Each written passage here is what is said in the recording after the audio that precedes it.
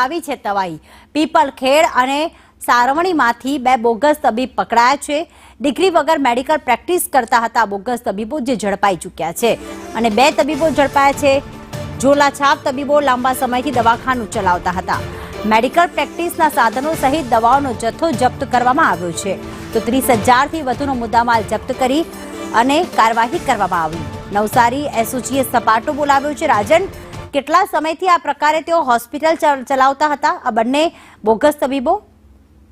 જી બિલકુલ પ્રીતિ, જો મામલાની વિગતો આપને જણાવું તો નવસારી જિલ્લાની અંદર એસઓજી પોલીસે ખાસ કાર્યવાહી હાથ ધરી છે, જે અંતર્ગત પોલીસે લગભગ 3-4 દિવસ પહેલા પણ ખેરગામ વિસ્તારમાંથી એક બોગસ તબીબને ઝડપી પાડ્યો હતો અને આ જે ઝોલાછાપ તબીબ હતો એ ખેરગામ વિસ્તારની અંદર છેલ્લા 5 થી 6 વર્ષથી પ્રેક્ટિસ કરતો હતો મેડિકલ, અને તે જ કાર્યવાહીને આગળ વધારતા નવસારી એસઓજીએ વાંસદા અને ચીખલી તાલુકામાં પણ કાર્યવાહી હાથ ધરી હતી। જે કાર્યવાહીની અંદર વાંસદાના પીપલખેડ અને ચીખલી તાલુકાના સારવણી માંથી બોગસ તબીબોને ઝડપી પાડવામાં આવ્યા છે।